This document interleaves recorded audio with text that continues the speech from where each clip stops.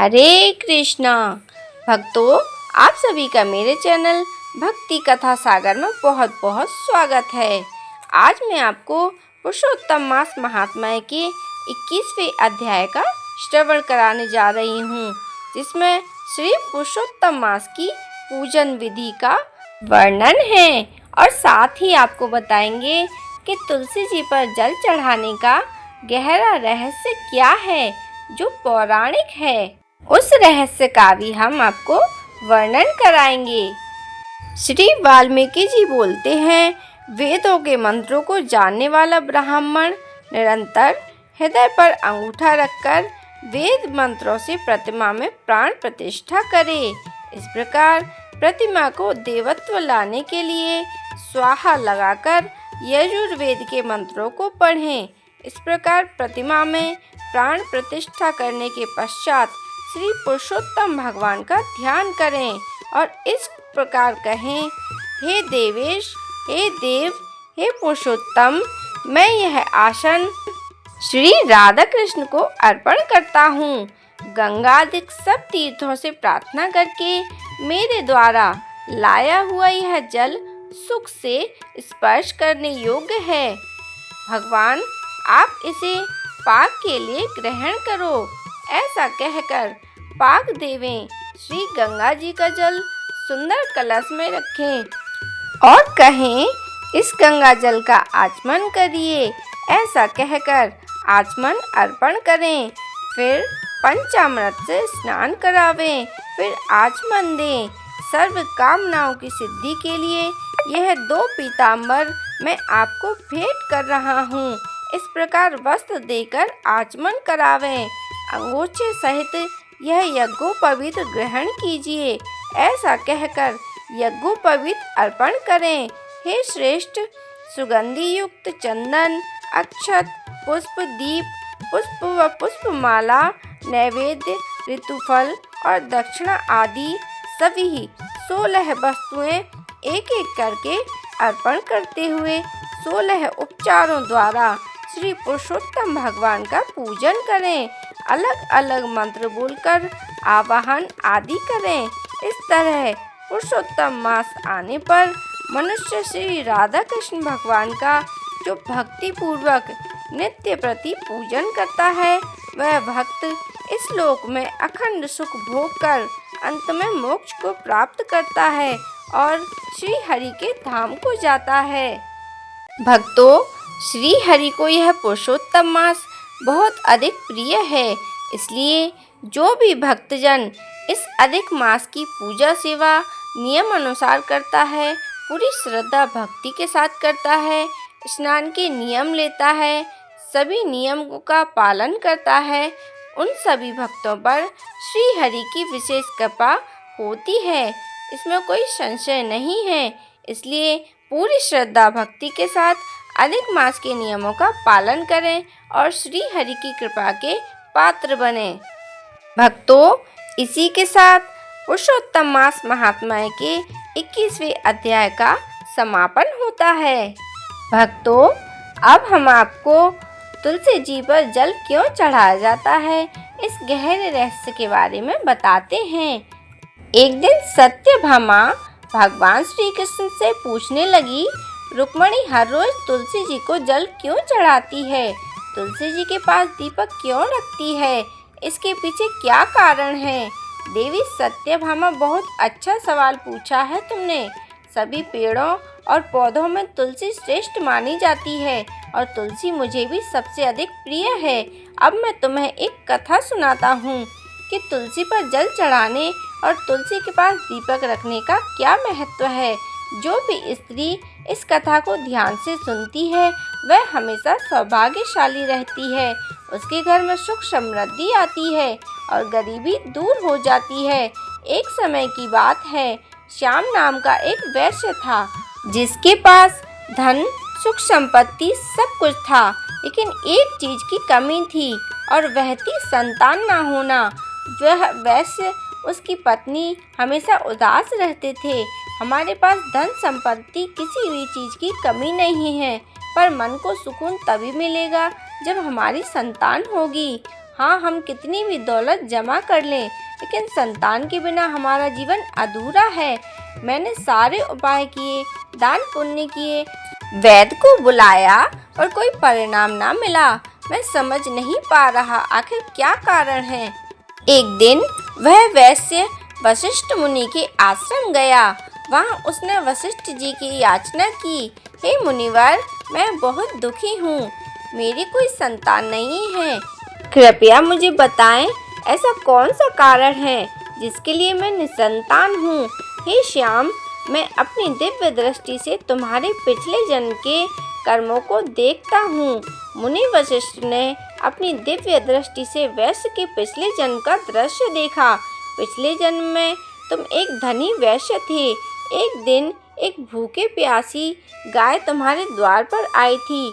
तुमने ना उसे रोटी खिलाई, न चारा दिया और ना ही पानी पिलाया। इसके विपरीत तुमने निर्दयता से उस गाय को अपमानित किया और उसे अपने घर से भगा दिया। उस गाय ने अभी अभी एक बछड़े को जन्म दिया था और भूख से व्याकुल होने के कारण वही मूर्छित होकर गिर पड़ी। अपने बछड़े को दूध नहीं पिला सकी। इसी क्रूरता के कारण गाय ने तुम्हें श्राप दे दिया।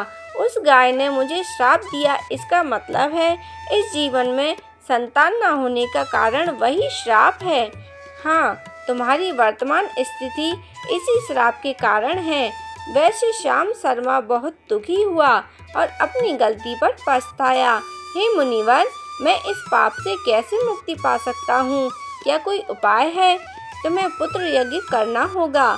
यज्ञ संपन्न करने के बाद ब्राह्मणों को गायों का दान करने से तुम्हें संतान प्राप्त होगी और पाप से मुक्ति मिलेगी। मुनिवर, आपका धन्यवाद। मैं शीघ्रता से पुत्र यज्ञ करूँगा और इस पाप से मुक्ति पाऊंगा। वैश्य घर लौटा और सब कुछ विस्तार से अपनी पत्नी को सुनाया और कहा कि हमें संतान की प्राप्ति होगी। यज्ञ के फलस्वरूप हमें संतान की प्राप्ति होगी, लेकिन एक शर्त थी कि हमारा पुत्र केवल 18 वर्ष का होगा। केवल 18 वर्ष इतनी छोटी आयु है। हाँ, हम इस पाप से मुक्ति भी मिल जाएगी और कम से कम हमारा वंश तो आगे बढ़ेगा। वैश्य और उसकी पत्नी ने पुत्र यज्ञ का आयोजन किया। उन्होंने कई ऋषि मुनियों और ब्राह्मणों को आमंत्रित किया और विधि पूर्वक यज्ञ संपन्न किया। तभी अग्निदेव प्रकट हुए। हे अग्निदेव, मेरे पुत्र यज्ञ को सफल करो, मुझे संतान का वरदान दो। तब वैश्य, तुम्हारा यह यज्ञ सफल हुआ। मैं तुम्हें संतान प्राप्ति का वरदान देता हूँ, परंतु ध्यान रहे वह केवल 18 वर्ष तक ही जीवित रहेगा। तो वैश्य ने अग्निदेव को धन्यवाद किया और कहा कि मैं वचन देता हूँ, अपने पुत्र की देखभाल पूरी श्रद्धा से करूँगा। यज्ञ समाप्त हुआ। वैश्य को संतान प्राप्ति का वरदान मिला। कुछ समय बाद उसकी पत्नी ने एक सुंदर तेजस्वी पुत्र को जन्म दिया। उन्होंने सभी आवश्यक संस्करण किए और उसे शिक्षा ग्रहण करने के लिए गुरुकुल भेज दिया। यह बालक अत्यंत तेजस्वी था। उसके गुणों से सभी प्रभावित हो रहे थे। हे बेटा, मेरा बेटा बड़ा हो गया है, पर मुझे उसकी आयु को लेकर चिंता है। मुनि वशिष्ठ ने कहा था कि उसकी आयु केवल 18 वर्ष तक ही होगी। श्याम, चिंता मत करो, हमें इसके खुशहाल बचपन पर ध्यान देना चाहिए। जैसे ही बेटा 16 वर्ष का हुआ, माता पिता ने उसके विवाह की योजना बनानी शुरू कर दी। पत्नी ने कहा, स्वामी, हमारा पुत्र अब विवाह योग्य हो चुका है, उसका हमें विवाह कर देना चाहिए। भाग्य के अनुसार हमारे पुत्र की आयु केवल 18 वर्ष तक ही है। 18 वर्ष के बाद उसकी मृत्यु निश्चित है। यदि अब उसका विवाह हो गया तो उसकी पत्नी विधवा हो जाएगी और उसे जीवन भर दुखों का सामना करना पड़ेगा। मुझे अपने पुत्र को अविवाहित मरते हुए नहीं देखना है। मैं उसके लिए एक अच्छी पत्नी की तलाश करूंगी। पत्नी ने अपने पुत्र के लिए सुभद्रा नाम की एक अत्यंत गरीब व्यक्ति की एक गुणवती पुत्री की खोज की और उनका विवाह संपन्न हुआ। सुभद्रा अत्यंत चरित्रवान और पतिव्रता नारी थी। सुभद्रा को यह पता नहीं था कि उसके पति की आयु केवल 18 वर्ष तक ही है। विवाह के बाद सुभद्रा अपने सास ससुर और पति की बहुत सेवा करती, अपनी मधुर वाणी से सबका मन जीत लिया करती थी। समय बीतता गया और श्याम शर्मा के पुत्र की मृत्यु निकट आने लगी। माता पिता को इसकी घबराहट सताने लगी। एक दिन उन्होंने अपनी बहू सुभद्रा को बुलाया और दुखी मन से कहा, बहू, हमें माफ कर देना, हमने तुम्हारे साथ बड़ा अन्याय किया है। तो बहू बोली, आप लोग ऐसा मुझसे क्यों कह रहे हैं? आप मुझसे क्षमा क्यों मांग रहे हैं? मुझे लज्जित क्यों कर रहे हैं क्षमा मांगकर? आप साफ साफ कहें, क्या बात है? तो माता पिता बोले, बेटी, हमने तुमसे एक बात छुपाई थी। हमें हमारा पुत्र यज्ञ के फल स्वरूप प्राप्त हुआ है। हमारे पुत्र की आयु केवल 18 वर्ष तक की है और वह समय निकट आ गया है। तब बहू ने कहा कि यह जानकर तो बहुत दुख हुआ, पर आपको यह विश्वास दिलाती हूँ कि आपकी चिंता बेवजह है। मैं अपने पति की प्राण की रक्षा करूँगी। मुझे बस एक दीपक, जल का घड़ा और एक गाय चाहिए। तब वैश्य ने तुरंत अपनी बहू को दीपक, जल का घड़ा और गाय उपलब्ध करा दी। बेटी सुभद्रा, जैसे तुमने कहा था मैंने सब मंगवा दिया है। तो बहू ने कहा, धन्यवाद ससुर जी, अपने पति की रक्षा के लिए पूरी तैयारी करूंगी। जैसे ही वह दिन आया जब उसके पति की मृत्यु होने वाली थी, सुभद्रा ने सुबह जल्दी उठकर तुलसी को जल अर्पित किया और तुलसी माता को प्रणाम करके पौधों में चुनरी बांधी, दीपक जलाया और प्रार्थना करने लगी, हे तुलसी माँ, मैं इस चुनरी के साथ आपकी शरण में हूँ, कृपया मेरे सुहाग की रक्षा करें। यमराज के 2 दूत श्याम शर्मा के पुत्र के प्राण लेने के लिए घर आए, लेकिन तुलसी के पौधे ने उनका मार्ग रोक दिया। यह क्या, तुलसी का पौधा हमें रोक रहा है? हे यमदूत, मैं तुम्हें इस घर में आने नहीं दूंगी। इस घर की बहू ने मुझे चुनरी पहनाई है, उसके पति की रक्षा मेरी जिम्मेदारी है। यह सुनकर यम के दूत बोले कि हमें यमलोक लौटना होगा, यहाँ प्रवेश करना संभव नहीं लग रहा। यमदूत भयभीत होकर वापस यमपुरी चले गए और यमराज से बोले, महाराज, हम उस घर में प्रवेश नहीं कर पाए, उस घर की रक्षा स्वयं तुलसी माँ कर रही है। यमराज को यह सुनकर बहुत गुस्सा आया। उन्होंने तुरंत अपने 4 दूतों को बुलाया और कहा, तुम शाम के समय सुभद्रा के घर जाओ और तुलसी का पौधा सो रहा होगा, तब उसके पति के प्राण लेकर आओ। शाम के समय यमराज के 4 दूत सुभद्रा के घर गए और उधर जाकर सुभद्रा को यमदूतों के आने की आशंका थी। उसने तुलसी के पास एक दीपक जलाया और प्रार्थना की, हे दीपक, तुम मेरे पति के प्राणों की रक्षा करो। यमराज की यह दूत मेरे पति के प्राण लेने के लिए आ रहे हैं, कृपया करके मेरे पति की रक्षा करो। जैसे जैसे शाम हुई, तुलसी का पौधा सो गया। यमराज के 4 दूत सुभद्रा के घर के सामने पहुंच गए। उन्होंने तय किया था कि वे सुभद्रा के पति के प्राण लेकर ही यमलोक लौटेंगे। जैसे ही यमदूत सुभद्रा के घर में घुसने लगे कि तुलसी के पौधे के पास जले हुए दीपक ने उनका रास्ता रोक दिया और कहा, यमदूतों, वहीं रुक जाओ, इस घर में तुम प्रवेश नहीं कर सकते, क्योंकि इस घर की स्त्री ने मुझे प्रज्वलित किया है और मुझसे अपने पति के प्राणों की रक्षा की प्रार्थना की है। तुम इस घर में नहीं आ सकते, मैं उनके पति की रक्षा कर रहा हूँ। दूत बोले, हमें यमराज ने उनके प्राण लेने के लिए भेजा है। तो दीपक ने कहा, तुम आज उनके पति के प्राण नहीं ले जा सकते। अगर आगे बढ़ोगे तो मैं अपनी अग्नि से तुम्हें जलाकर भस्म कर दूंगा। दीपक के ऐसे कहने पर यमदूत डर गए। इसके बाद सुभद्रा ने जल के लोटे को दीपक के पास रखा और बोली, हे जल देवता, मेरी मदद करो। यमराज के दूत हमारे घर में आने से रोको और मेरे पति के प्राणों की रक्षा करो। जैसे ही यमदूत फिर से सुभद्रा के घर में आने लगे, जल ने कहा, इस घर की रक्षा मेरी जिम्मेदारी है। अगर तुमने इस घर में आने की कोशिश की तो सोच लेना, मैं तुम्हारे नरक की आग को अपने जल से बुझा दूंगा, फिर तुम्हारा नरक लोक डगमगा जाएगा। यमदूतों ने जल के लोटे की चेतावनी सुनकर भयभीत होकर वापस लौटने का निर्णय लिया। लौटकर यमदूतों ने यमराज से सारी बात कही कि किस तरह अग्नि ने जल ने उनका मार्ग रोक रखा है। यह सुनकर यमराज को गुस्सा आ गया।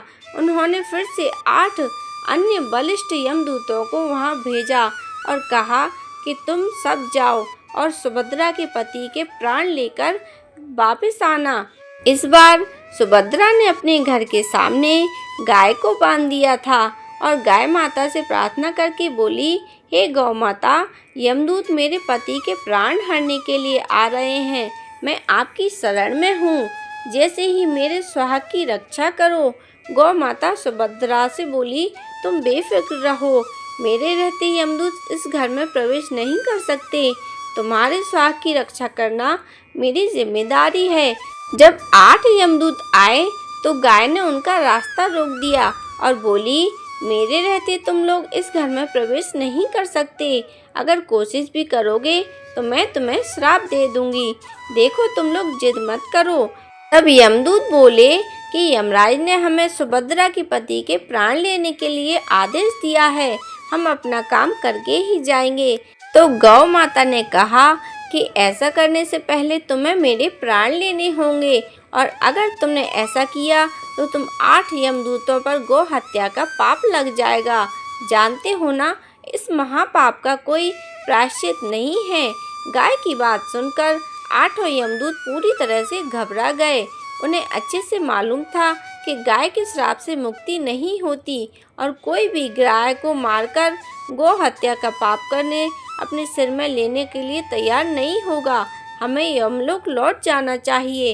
इस तरह गाय के रहते घर में प्रवेश कर पाना मुश्किल है। 8 यमदूत डरकर यमलोक पहुँचे और यमराज को सब बताया। आज उसके पति के मृत्यु का दिन है। अब मुझे ही कुछ करना पड़ेगा। यमराज ने ऐसा सोचा। अब यमराज अपनी भैंस पर सवार होकर सुभद्रा के घर के पास पहुंच गए। यमराज को अपने द्वार पर खड़ा देखकर सुभद्रा डर गई और यमराज को प्रणाम करके उनकी स्तुति गाने लगी। हे धर्मराज, आप ही प्राणियों के पाप और पुण्य का लेखा जोखा रखते हैं। आप न्याय के देवता हैं, धर्मराज हैं और धर्म का पालन करने वाली मैं एक पतिव्रता नारी हूँ जो अपने पति के प्राणों की रक्षा कर रही है। धर्मराज, मेरा आपको 7 बार प्रणाम है।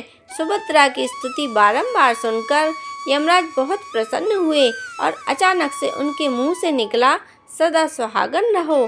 फिर यमराज सुभद्रा के पति के प्राण लेने के लिए जाने लगे। तब सुभद्रा ने कहा, यमराज फिर से प्रणाम करते हुए कहा, अभी तो आपने मुझे सदा सौभाग्यवती का आशीर्वाद दिया है, फिर आप मेरे पति के प्राण कैसे हर सकते हैं?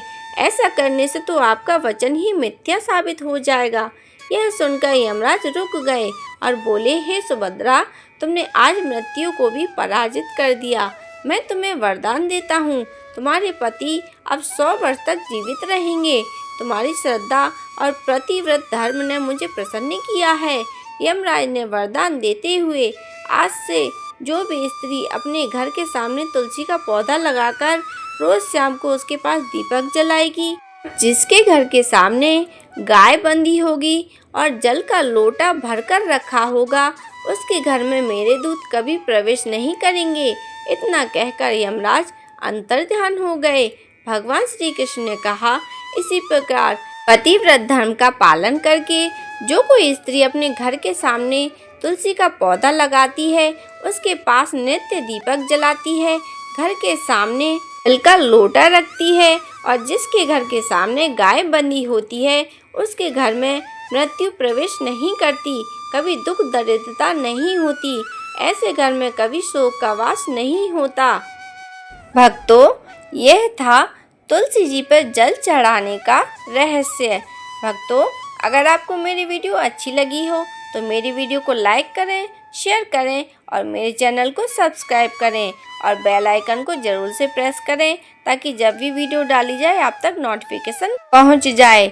मेरी वीडियो देखने के लिए आप सभी का बहुत बहुत धन्यवाद।